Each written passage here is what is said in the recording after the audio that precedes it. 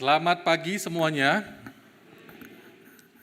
Bersyukur kepada Tuhan kita boleh kembali beribadah di tempat ini dan juga kembali boleh mendengarkan firman Tuhan.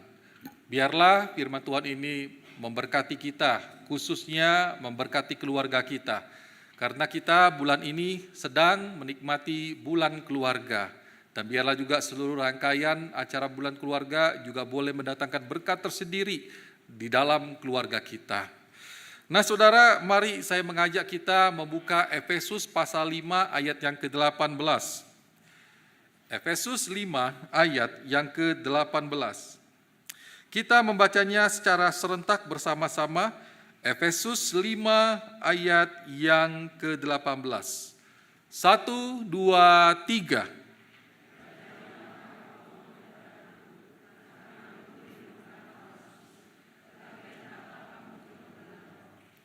Saya akan membacakan sekali lagi Efesus pasal yang kelima ayat yang ke-18. Janganlah mabuk oleh anggur, karena anggur menimbulkan hawa nafsu, tetapi hendaklah kamu penuh dengan roh. Demikian firman Tuhan. Saudara, saya ingat waktu saya masih tinggal di kos-kosan, karena waktu itu saya sedang kuliah di salah satu universitas yang ada di dekat gereja kita. Saudara, waktu saya ngekos, saya punya kelompok tumbuh bersama. Atau yang lebih dikenal itu, saya punya komsel. Nah saudara, satu kali kakak pembina saya, kakak kerohanian saya itu mengajarkan kepada kami semua tentang satu topik. Hidup yang mengalami kepenuhan Roh Kudus. Nah, kakak rohani saya itu menjelaskan seperti ini. Roh Kudus itu Allah, dia besar sekali. Sedangkan kita ini ciptaannya sangat terbatas. Nah, waktu Roh Kudus itu memenuhi hidup kita, jangan kaget kalau kita itu mengalami satu getaran dalam diri kita. Kita akan tergoncang. Dan bisa jadi kita jatuh ke lantai bergelepar-gelepar. Kenapa? Karena Roh Kudus itu terlalu besar. Waktu dia memenuhi hidup kita, kita nggak kuat, kita nggak sanggup. Akibatnya kita merasakan kayak seperti ada aliran listrik yang menggetarkan tubuh kita. Maka dari itu, kalau saya mengalami kepenuhan roh, saya akan pegang teman di sebelah kanan kiri saya. Lalu Roh Kudus itu akan mengalir ke dalam tubuh mereka dan semuanya ikut bergetar seperti ada aliran listrik. Bahkan dia mengatakan, di dalam waktu saya mengalami kepenuhan roh, wah rasanya roh saya itu terbang setinggi 30 cm, kira-kira seperti itu. Jadi dia mengatakan hari ini kalian semua harus mengalami kepenuhan Roh Kudus.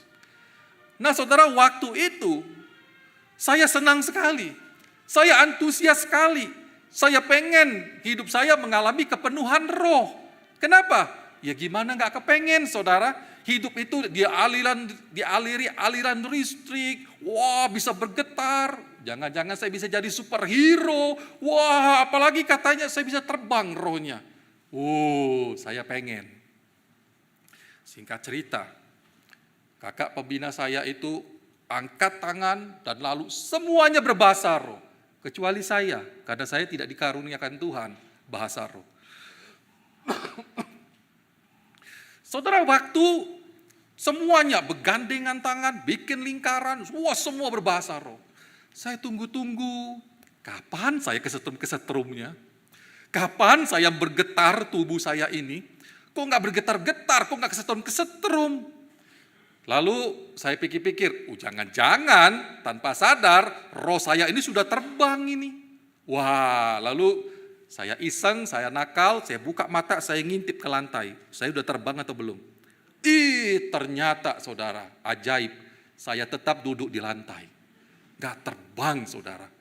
Lalu saya pikir kapan kesetrumnya ini, saya pengen ngerasakan aliran dari Roh Kudus itu. Ditunggu. Enggak kesetrum juga. Saya lihat teman kanan kiri Semuanya juga tidak menggelepar-gelepar. Nah saudara, singkat cerita, komsel itu selesai, saya pulang ke kos saya. Waktu saya pulang menuju ke kos, di situ saya mulai curiga. Apa betul itu artinya hidup yang mengalami kepenuhan roh? Atau jangan-jangan itu keliru? Nah saudara, saya pulang, saya baca buku, saya coba mempelajari sendiri saudara. Dan saya mendapati, ternyata hidup yang penuh dengan roh itu tidaklah seperti yang diajarkan oleh kakak rohani saya tersebut. Nah kalau gitu yang menjadi pertanyaannya adalah, apa sih artinya hidup yang mengalami kepenuhan roh itu? Atau hidup penuh dengan roh itu? Lalu apa relevansinya bagi kehidupan kita, khususnya keluarga kita? Nah mari saudara kita sama-sama belajar apa sih yang dimaksudkan dengan hidup penuh dengan Roh Kudus. Saudara, Efesus 5 ayat 18 mengatakan demikian. Dan janganlah kamu mabuk oleh anggur, karena anggur menimbulkan hawa nafsu.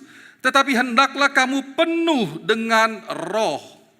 Saudara, ayat ini dengan jelas Paulus itu mengatakan, jangan sampai kamu mabuk oleh anggur, jangan. Tetapi sebaliknya apa? Hidupmu hendaklah penuh dengan roh. Kembali ke pertanyaannya, apa artinya hidup penuh dengan roh? Nah saudara, coba kita sama-sama sekarang perhatikan kepada frase kamu penuh dengan roh, khususnya kata penuh itu. Nah saudara, kata penuh itu dari kata pleroo. Apa sih pleroo itu artinya? Artinya adalah memimpin, artinya adalah membimbing, artinya adalah bisa menguasai, artinya bisa mengontrol saudara. Jadi itulah arti kata pleroo. Memimpin, membimbing, menuntun, menguasai, mengontrol. Nah saudara, kata penuh itu mempunyai bentuk kata kerja present. Artinya harus dilakukan terus-menerus, terus-menerus, terus-menerus, terus-menerus. Sampai kapan? Seumur hidup kita sampai kita mati. Lalu kata penuh itu, bentuk kata kerjanya, selain present, dia berbentuk pasif. Bukan aktif, tetapi pasif. Nah, sampai di sini kalau saya mau menerjemahkan ulang frase ayat tadi, saudara. Jadi kalau dikatakan kamu penuh dengan roh, itu punya pengertian dan lebih enak diterjemahkan adalah kamu dipenuhi dengan roh. Karena pasif. Kamu dipenuhi dengan roh. Nah jadi kalau saya boleh terjemahkan ulang saudara, frase itu punya pengertian begini. Hendaklah kamu terus menerus dipenuhi dengan roh. Saudara perhatikan, di situ bentuknya pasif. Nah kalau begitu, timbul pertanyaan kritis. Oh pasif. Jadi kita pasif nih, betul. Lalu ada oknum luar dong yang aktif, yang memenuhi kita, yang memimpin kita.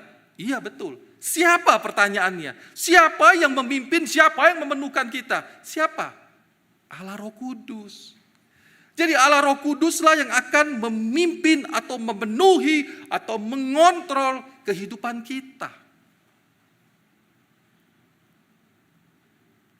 Tetapi saudara, jangan salah paham, bukan berarti ayat ini mengajarkan kita untuk sepasif-pasifnya.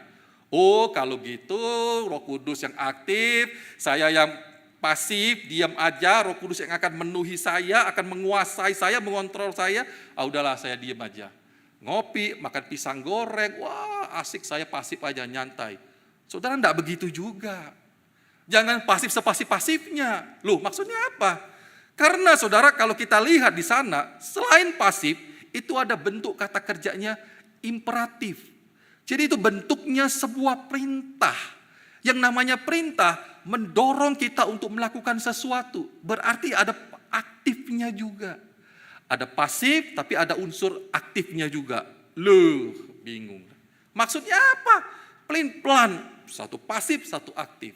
Nah saudara, saya ingin jelaskan lagi, saya ingin simpulkan dari awal, sehingga kita terus ingat. Jadi artinya begini saudara, kita itu harus aktif dalam pengertian apa? Kita harus aktif membawa diri kita kepada Allah Roh Kudus. Kita membawa hidup kita kepada Allah Roh Kudus. Meminta Allah Roh Kudus memimpin kita, memenuhi kita, mengontrol kita, menguasai hidup kita. Nah, pada waktu kita datang kepada Allah Roh Kudus tentu aja nggak diem. Disitulah Roh Kudus akan memimpin kita, menguasai kita, memenuhi kita. Dan tugas kita ngapain? Kita hanya tunduk, taat, mengikuti pimpinan Roh Kudus.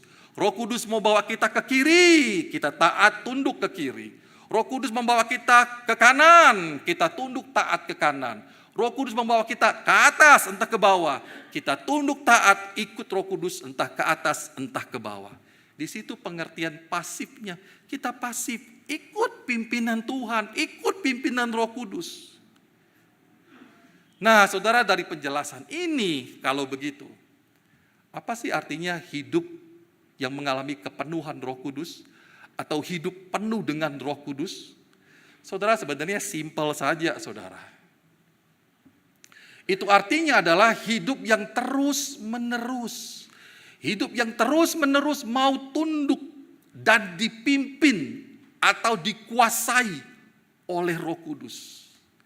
Jadi semakin kita mau mengalami kepenuhan roh, itu artinya semakin kita mau tunduk dan dipimpin oleh Roh Kudus.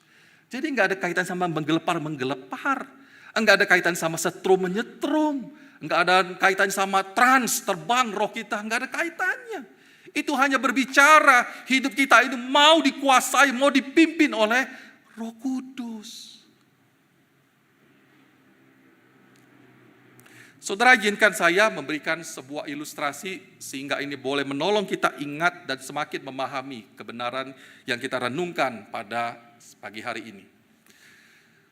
Saudara, ada dua aplikasi di sini. Aplikasi satunya adalah Google Maps, satunya adalah Waze.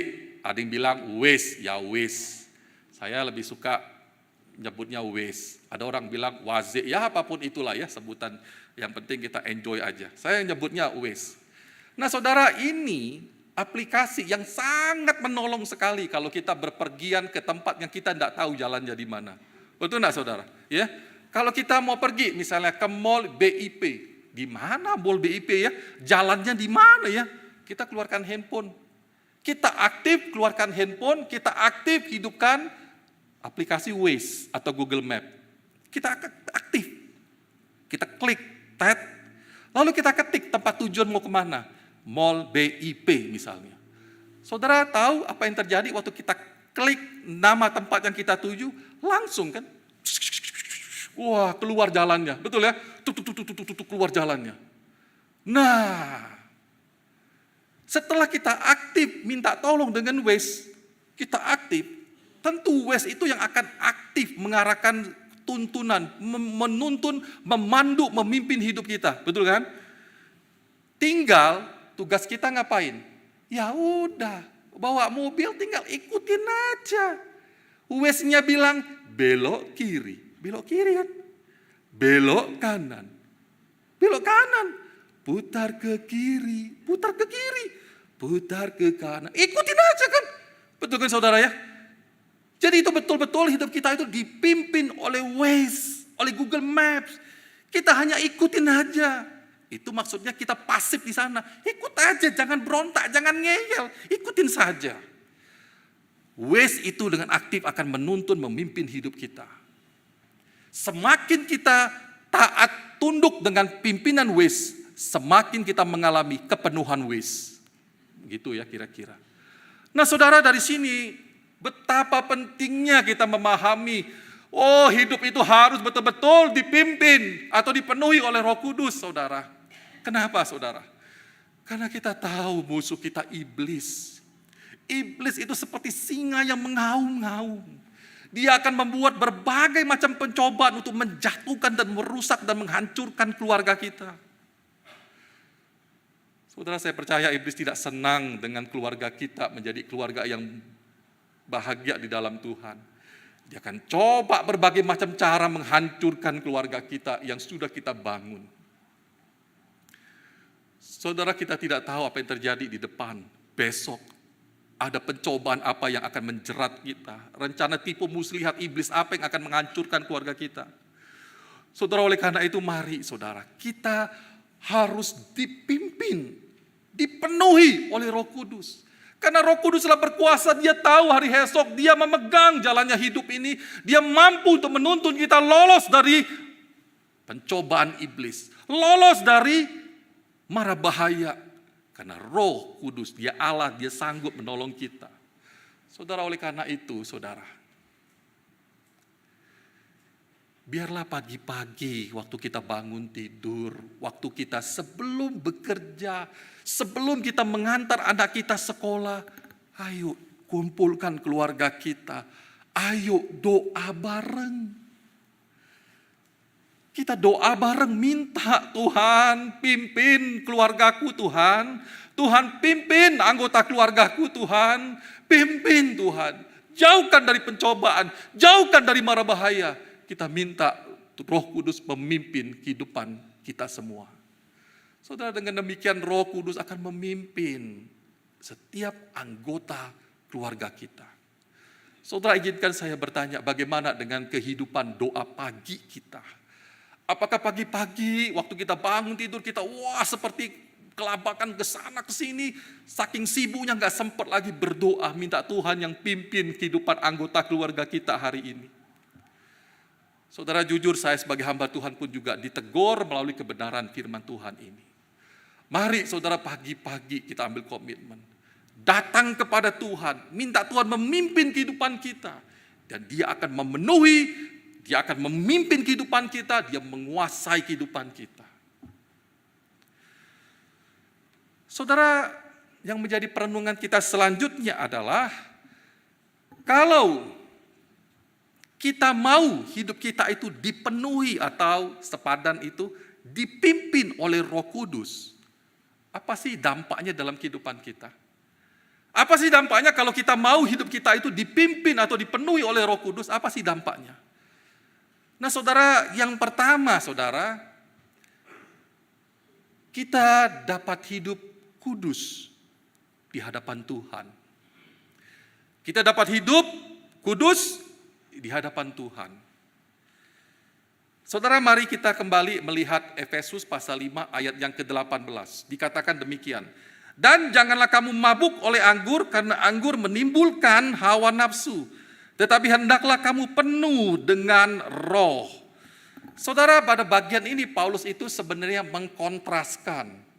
Satu sisi, jangan mabuk oleh anggur. Di sisi yang lain dikontraskan dengan dipimpin oleh roh. Dikontraskan saudara. Saudara, kenapa Paulus itu meminta jemaat di Efesus tidak mabuk oleh anggur? Karena Paulus mengatakan waktu orang mabuk anggur menimbulkan apa? Hawa nafsu. Hawa nafsu inilah yang akan memimpin, mengontrol kehidupan orang tersebut. Karena pada waktu orang mabuk dia tidak bisa menguasai dirinya. Karena pada waktu orang mabuk dia tidak bisa mengontrol, memimpin, mengarahkan hidupnya. Yang mengarahkan dan memimpin hidupnya hanyalah hawa nafsunya. Saudara, tv1news.com itu menerbitkan satu artikel yang membuat saya terkejut, saudara. Dikatakan ada seorang bapak ditangkap oleh polisi. Pertanyaannya kenapa? Saudara, rupa-rupanya bapak ini memperkosa seorang perempuan yang berusia 13 tahun. Saudara, yang lebih mengejutkan lagi adalah anak perempuan itu ternyata anaknya sendiri. Saudara, coba kita bayangkan, saudara, kok ada seorang ayah tega berbuat keji, memperkosa anak perempuannya sendiri yang berusia 13 tahun, saudara. Bagaimana mungkin itu terjadi? Tapi itulah yang terjadi. Saudara, saya baca lagi artikel itu, kenapa ya ada seorang ayah tega melakukan perbuatan ini? Oh, ternyata bapak ini mabuk berat. Karena dia mabuk berat, dia tidak bisa menguasai lagi dirinya. Yang menguasai dirinya adalah hawa nafsu birahi. Dan akhirnya dia memperkosa anaknya sendiri. Saudara, betul yang Paulus katakan, jangan mabuk oleh anggur. Karena akan muncul hawa nafsu, dan hawa nafsu itulah yang akan memimpin dan akan mengontrol kehidupan setiap orang yang mabuk. Oleh karena itu Paulus mengatakan, hendaklah hidupmu itu dipimpin atau dipenuhi oleh Roh Kudus. Kenapa? Ingat saudara, ini lagi dikontraskan. Kalau kamu dipimpin oleh hawa nafsu, yang hasilnya adalah perbuatan cabul, perbuatan dosa demi dosa. Tapi kalau kamu hidup dipimpin oleh Roh, apa yang terjadi? Roh itu akan menuntun hidupmu sehingga kamu akan menghasilkan kehidupan yang kudus di hadapan Tuhan. Bukan seperti dipimpin hawa nafsu, menghasilkan perbuatan dosa demi dosa. Nah saudara, bukankah kebenaran ini juga ditekankan oleh 1 Petrus pasal pertama ayat 15 sampai 16. Tetapi hendaklah kamu menjadi kudus di dalam seluruh hidupmu, sama seperti Dia yang kudus yang telah memanggil kamu. Sebab ada tertulis, kuduslah kamu sebab aku kudus. Saudara, Tuhan pun menghendaki kita hidup kudus. Dan kita bersyukur saudara kalau kita dipimpin oleh Roh Kudus. Kita bisa menggenapi, kita bisa mentaati, kita bisa melakukan apa yang menjadi kerinduan Tuhan ini. Kita bisa hidup kudus di hadapan Tuhan. Tapi kita harus betul-betul mau taat, tunduk, dipimpin oleh Roh Kudus.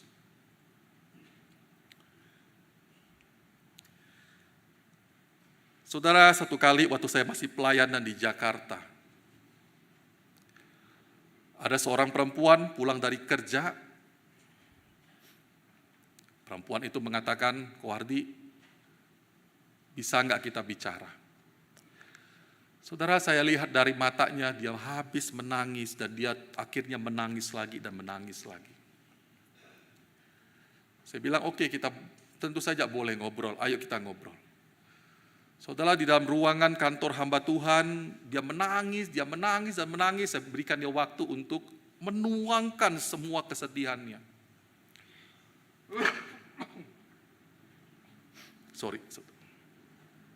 Dia menuangkan kesedihannya. Lalu saya mendengar dia mengatakan begini, apakah saya masih mempunyai masa depan yang cerah? Dan dia mengatakan, apakah aku masih bisa menjadi teladan bagi adik-adikku di kampung halamanku? Dia menangis sejadi-jadinya. Lalu saya mengatakan, apa yang sebenarnya sudah terjadi di dalam kehidupanmu? Saudara, perempuan ini mengatakan, aku telah kehilangan kegadisanku. Dia menangis. Dia merasa dunia ini sudah gelap, dia merasa masa depannya suram. Dia merasa dia sudah hancur, saudara. Kenapa? Karena dia telah jatuh ke dalam dosa seksual. Saudara, apa yang dialami perempuan ini, saudara, bukan terjadi hanya pada perempuan itu saja. Tetapi pada waktu saya ngekos, saudara, saya menjumpai teman-teman saya sendiri pun mengalaminya, saudara. Saya tahu waktu di sana, di kos sana, ada teman saya perempuan, dia harus berhenti kuliah, dia harus pulang kampung. Kenapa? Hamil di luar nikah. Karena selama ke kos dia sama pacarnya tidur bareng, tidur siang bareng, bahkan ada yang sampai sewa kamar kos pasangan pacaran nyewa satu kamar tidur berdua. Saya dengar lagi di sana ada teman saya aktif melayani di gereja, luar biasa cinta Tuhan. Tapi saya terkaget-kaget waktu mendengar dia juga harus pulang kampung dengan kondisi yang sangat malu. Karena dia juga hamil di luar nikah. Saudara, saya pikir kenapa ya bisa terjadi? Dia kan orang Kristen, pasti Roh Kudus akan memimpin dia. Menyadarkan dia untuk jaga kekudusan hidup. Hidup kudus di hadapan Tuhan, pasti Roh Kudus berbicara, memimpin. Tetapi kenapa ada yang jatuh di dalam dosa seksual? Saudara, itu berarti saudara ada orang Kristen yang mengabaikan pimpinan Roh Kudus. Tidak mau taat dipimpin oleh Roh Kudus. Menganggap sepi pimpinan Roh Kudus. Tidak mau dipimpin oleh Roh Kudus. Lebih memilih, aku mau dipimpin oleh hawa nafsuku sendiri. Saudara, kita lihat kalau kita tidak mau dipimpin oleh Roh Kudus, yang terjadi adalah perbuatan cemar, dosa yang kita lakukan. Oh saudara, oleh karena itu saya rindu hari ini mengatakan, khususnya bagi para pemuda, jaga kekudusan hidup. Mari saya pun juga menjaga kekudusan hidup, berjuang menjaga kekudusan hidup. Jangan sampai kita jatuh ke dalam dosa yang bisa menghancurkan masa depan kita. Jaga. Kalau kita pacaran, jaga kekudusan hidup. Jaga baik-baik. Jangan sampai kita digoda iblis, jatuh ke dalam dosa dan kita merasa selesai hidup ini. Jaga kekudusan hidup itu. Saudara, godaan ini juga bisa terjadi pada orang yang sudah berkeluarga. Jatuh ke dalam dosa membuat hidup kita tidak kudus di hadapan Tuhan juga bisa terjadi pada kita yang sudah menikah. Saudara, izinkan saya untuk men-sharingkan pengamatan saya yang subjektif ini, tapi mudah-mudahan ini boleh memperingati kita semua. Saudara, saya menjumpai kenapa orang yang sudah menikah bisa jatuh ke dalam dosa perselingkuhan. Sehingga keluarganya hancur dan keluarganya tidak utuh lagi. Saudara, kenapa? Saudara, berdasarkan dengar cerita-cerita dari hamba Tuhan yang lain, berdasarkan saya dengar dari cerita-cerita orang yang bergumul akan masalah perselingkuhan ini, saya menjumpai saudara, perselingkuhan itu salah satunya disebabkan mulai dari kekaguman. Saya menjumpai beberapa orang cerita, gimana bisa terjadi perselingkuhan? Dimulai dengan kekaguman dengan orang lain. Di kantor dia kagum, lihat ada rekannya, begitu hebat jiwa kepemimpinannya, kagum. Lama-lama kagum, lalu kepikiran,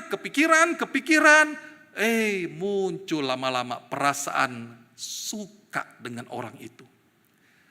Ada juga yang mengatakan kagum, wah kalau dia bekerja ide-idenya cemerlang, waduh kalau dia kerja cekatan ini dan itu, membuat kagum.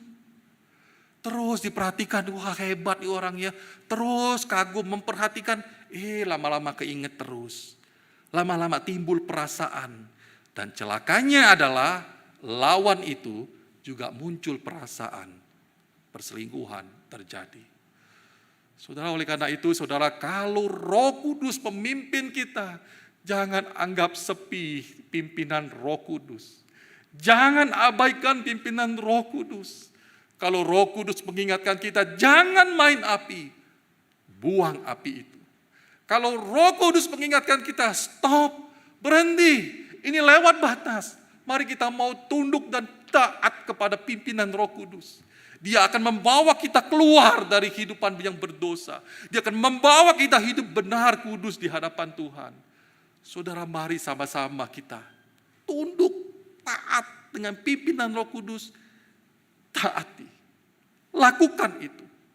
Karena dia akan membawa kita hidup kudus benar di hadapan Tuhan. Saudara, yang terakhir,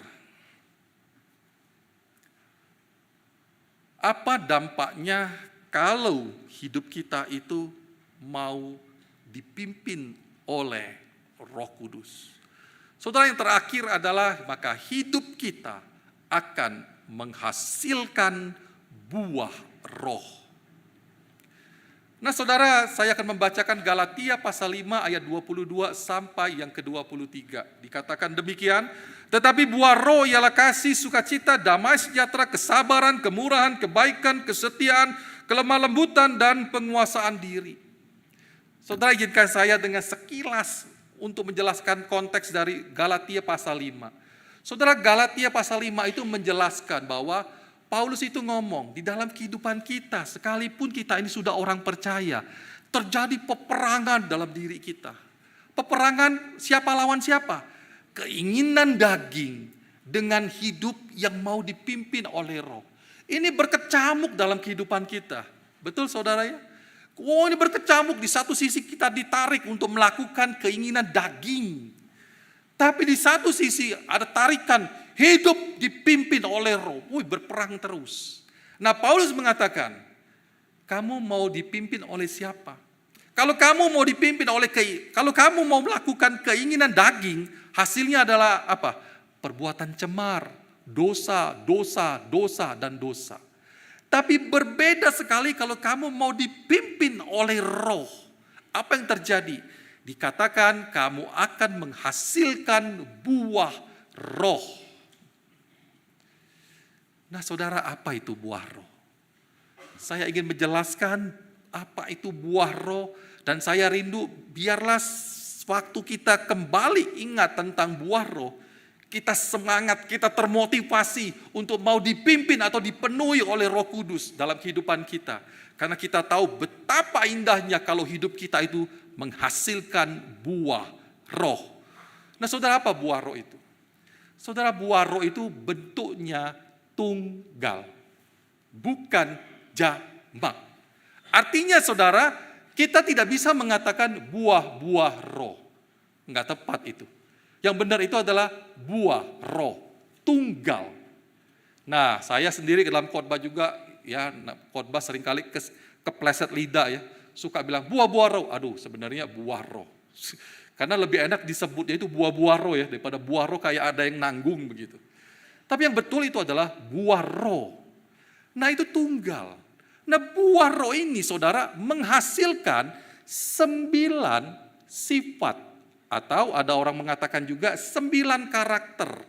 Atau ada juga yang mengatakan 9 perwujudan. Ya sebenarnya sama aja, beda permainan kata.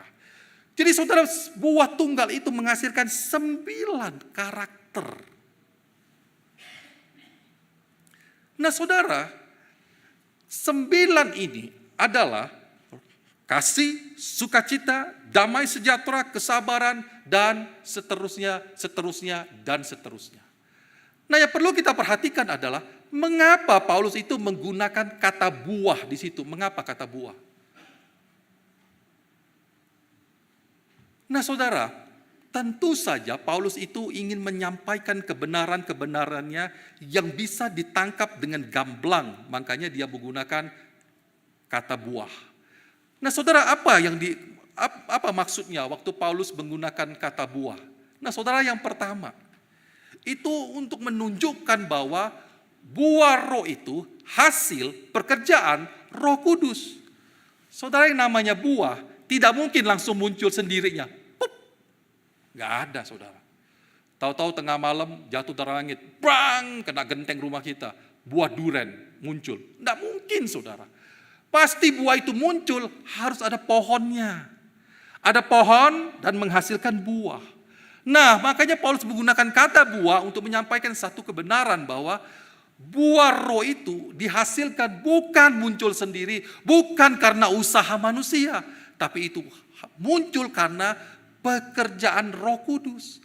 Roh Kudus yang memimpin, Roh Kudus yang menguasai diri kita, sehingga diri kita itu menghasilkan buah roh. Itu menunjukkan pekerjaan Roh Kudus. Nah yang kedua, saudara, mengapa Paulus menggunakan kata buah? Ini menunjukkan ada proses seumur hidup. Yang namanya buah kan kecil. Lama-lama membesar. Membesar. Membesar. Wow, udah gede banget. matang dia, buahnya, sudah siap dimakan. Itu semua butuh proses. Jadi Paulus rindu kita memahami yang namanya buah roh itu proses seumur hidup. Hidup kita itu menghasilkan sabar, sukacita, damai sejahtera, penguasaan diri. Itu semua membutuhkan waktu proses seumur hidup. Tidak bisa langsung instan. Yang ketiga, kenapa Paulus menggunakan kata buah? Untuk menunjukkan ini semua adalah satu kesatuan. Saudara 9 ya. 9 ya. 9 ini menunjukkan satu kesatuan. Jadi satu kesatuan. Waktu kita terima Roh Kudus itu yang akan menghasilkan buah roh. Keluar dari kehidupan kita. Apa saja? Kasih, damai sejahtera, sukacita, penguasaan diri itu keluar dari kehidupan kita. Semuanya saudara. Jadi kita tidak boleh mengatakan dalam hidup saya hanya punya sukacita saja.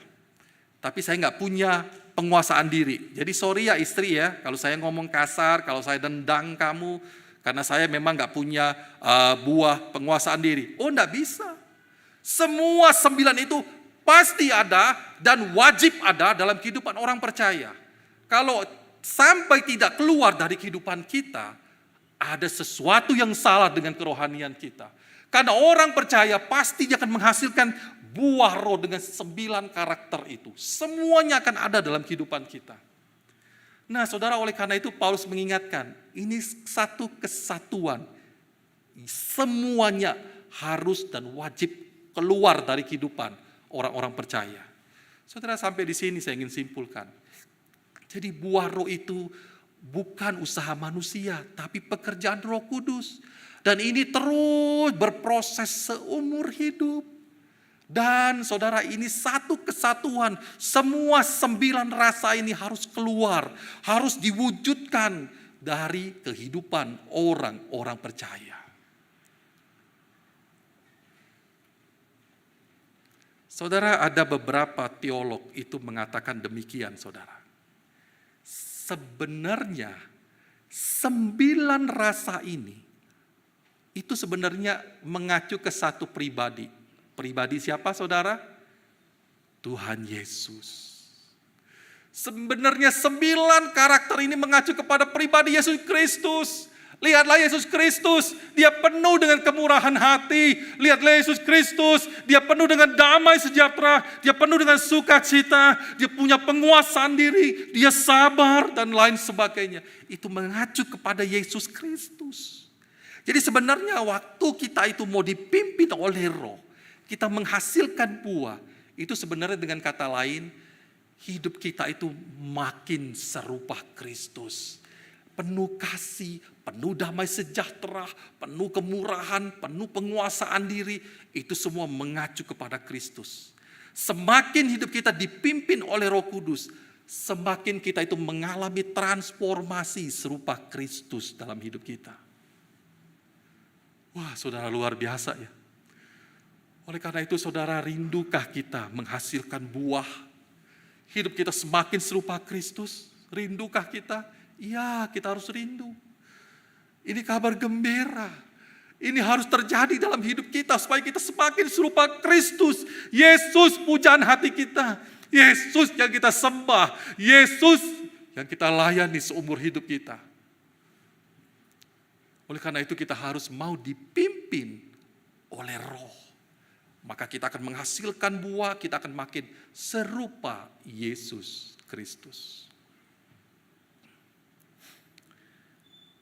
Saudara, waktu saya merenungkan kebenaran firman Tuhan ini, saya mengatakan, Tuhan, semoga ini terjadi dalam hidup saya. Semoga ini juga terjadi kepada kehidupan semua jemaat. Karena alangkah indahnya kalau di dalam keluarga kita, setiap anggota keluarga kita, semuanya menghasilkan buah roh dengan 9 karakter itu. Aduh, saya pikir keluarga kita adalah keluarga yang bertumbuh, keluarga ideal yang kita idam-idamkan. Saudara, saya ingin cerita. Tentu saja saya sudah minta izin dengan istri tercinta Mary Nervanto. Saudara, jujur kami bukanlah keluarga yang tidak pernah berantem. Oh, sering. Dan saudara, yang namanya konflik keluarga itu normal. Gigi aja bisa gigit lidah kok. Masa suami istri gak pernah berantem? Gak mungkin. Normal. Saudara, satu kali saya berantem dengan Mary. Berantemnya ini sangat keras. Sangat keras. Jarang sekali kami berantem sampai sekeras ini, saudara.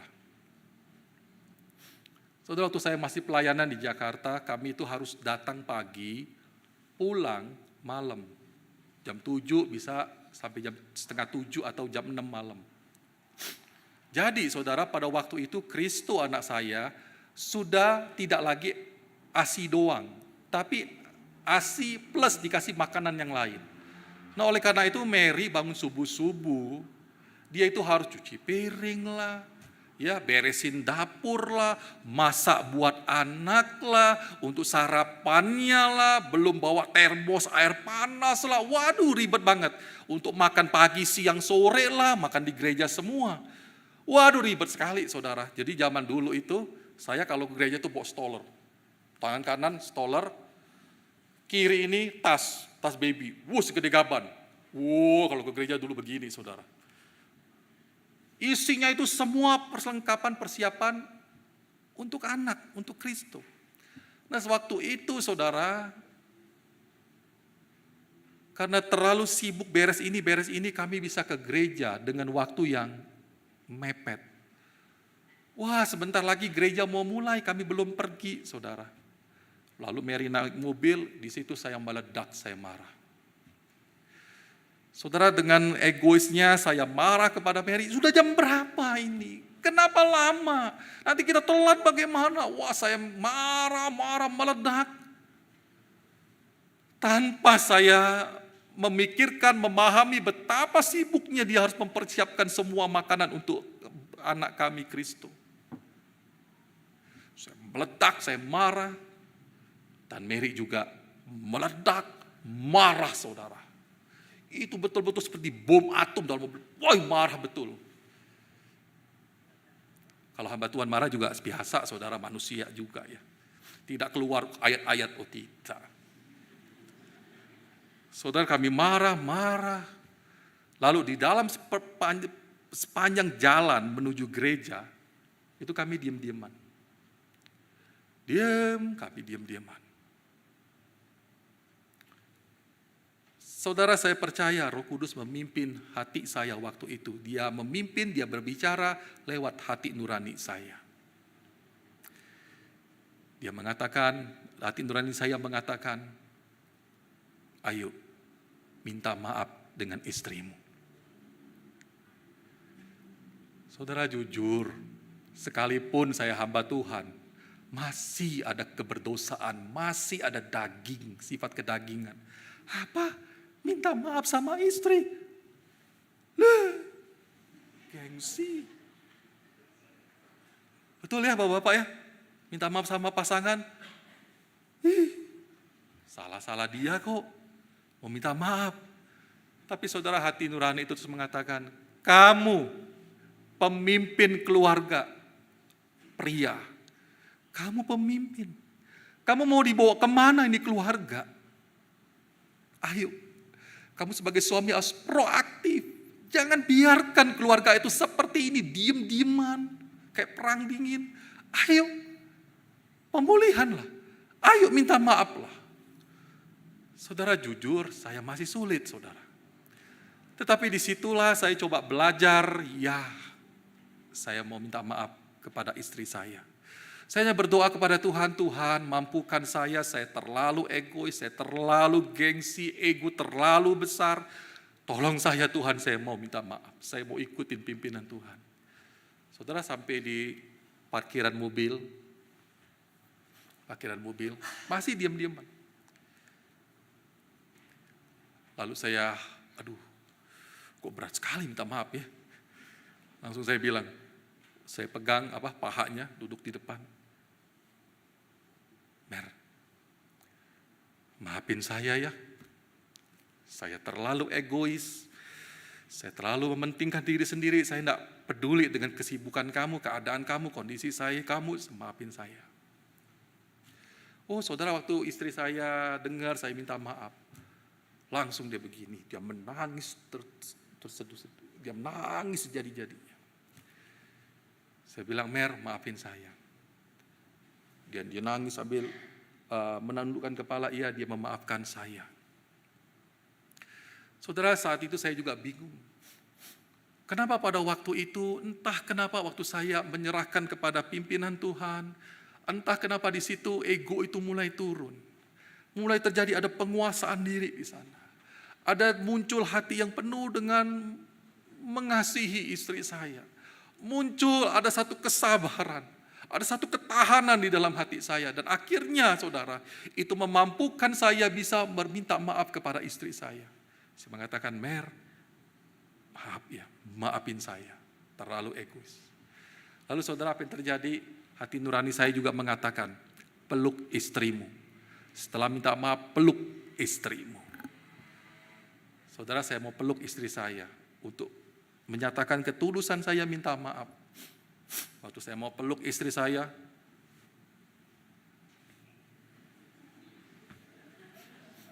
tidak bisa. Kenapa? Ada seat belt. Waduh, ganggu aja suasana romantis. Wah, seat belt ini. Saudara, akhirnya keluar dari mobil, kami naik ke gereja dengan hati yang bersuka cita. Perang dunia dingin telah reda. Hati yang bersuka cita.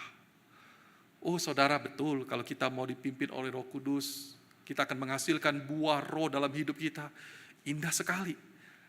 Ada penguasaan diri, ada damai, ada sukacita, ada kemurahan hati. Itu akan terpancar dari hati kita, dari kehidupan kita. Dan itu menolong kita menjadi keluarga yang berkenan di hadapan Tuhan.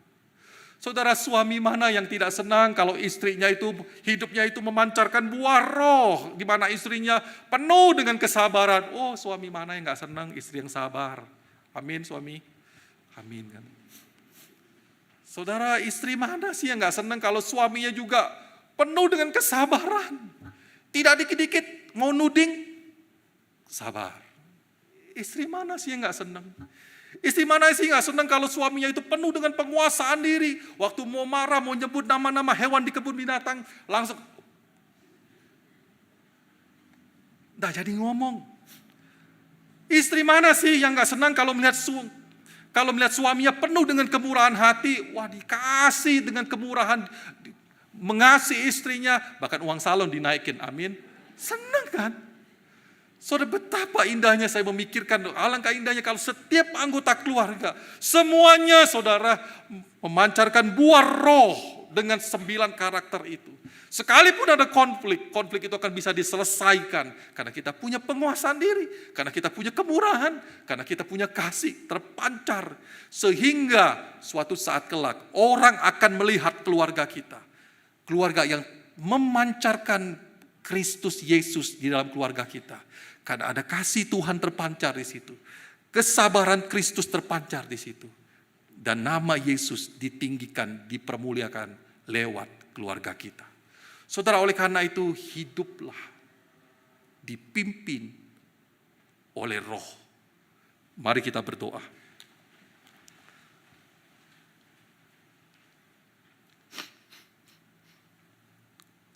Tuhan, kasihanilah kami, pimpinlah kami.